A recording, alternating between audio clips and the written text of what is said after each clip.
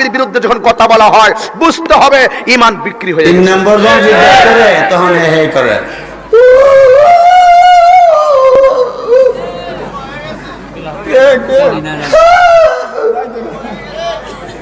দেখি বানাই বলতেছি আমি লাদিরি আমি শুনি না,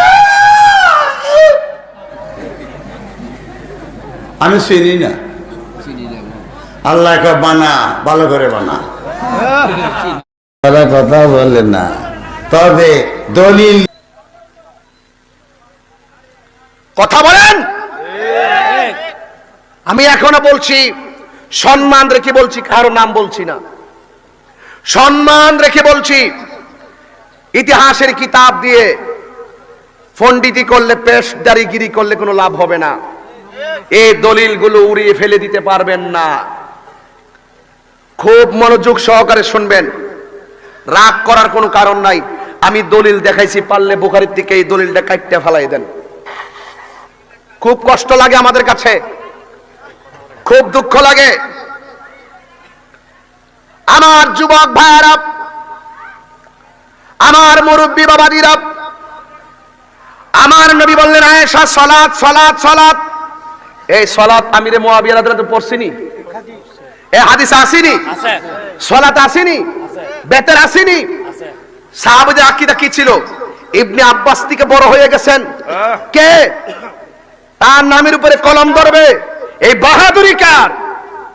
একটা জায়গায় টুকা দিলে কতগুলো সাহাবী প্রশ্নবিদ্ধ হয়।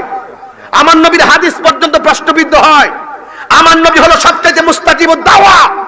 আমার নবী যা বলবে তাই হবে। সেই নবী যখন যার জন্য দোয়া করেছেন, সেই দোয়া কখনো বদদোয়া হতে পারে না। হ্যাঁ, আমরা বলি নাই আগে, এই জন্য আমার পাবলিকটি জানে না, এই পোলাপানগুলো ঘটনাগুলো জানে না।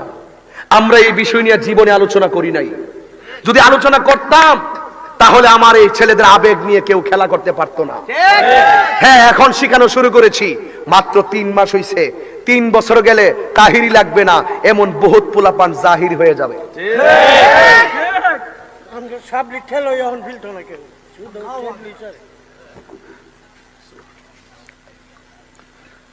আমার নবী বললেন সালাত।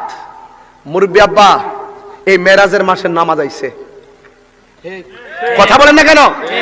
এই মেরাজের মাসেই তো নামাজ আইছে। এই নামাজ আমরা চাই কি চাই না? আরো জোরে বলো, চাই কি চাই না?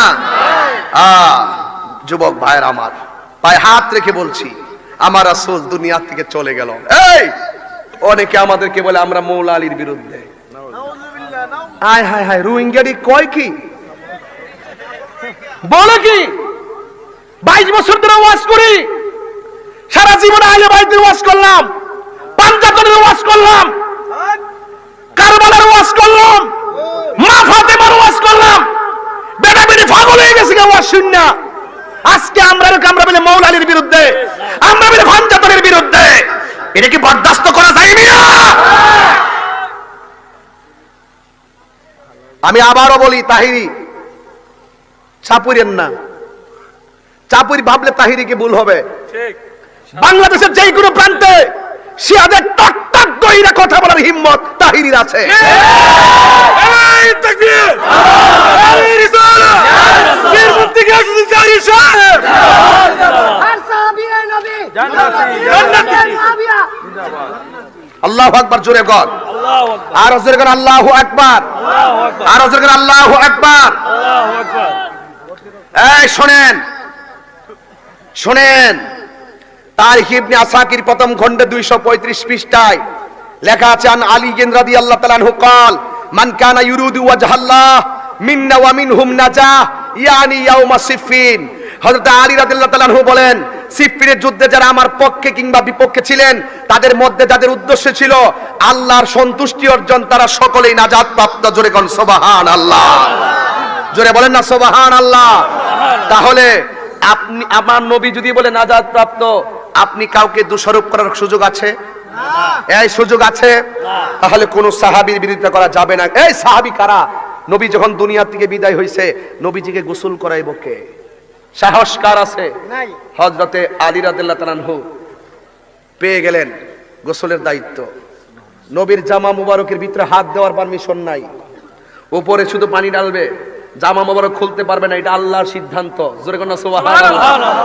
সিদ্দিক আকবর বলেন, যখন আমি নবীকে ডান দিক দিয়ে ঘুরাইয়া পানি ঢালতেছিলাম, আমার নবী দুনিয়াতে থাকা অবস্থায় রসুলের শরীর মুবারক থেকে ঘ্রাণ বের হতো। দুনিয়া থেকে চলে যাওয়ার পরে, রবের সান্নিধ্যে যাওয়ার পরে আমি যখন রসুলকে গোসল করাইতেছি, দেখি শুধুমাত্র শরীর মুবারকে না, গোসলের পানির মধ্যে মেশকে আম্বরের ঘ্রাণ হয়ে গেছে।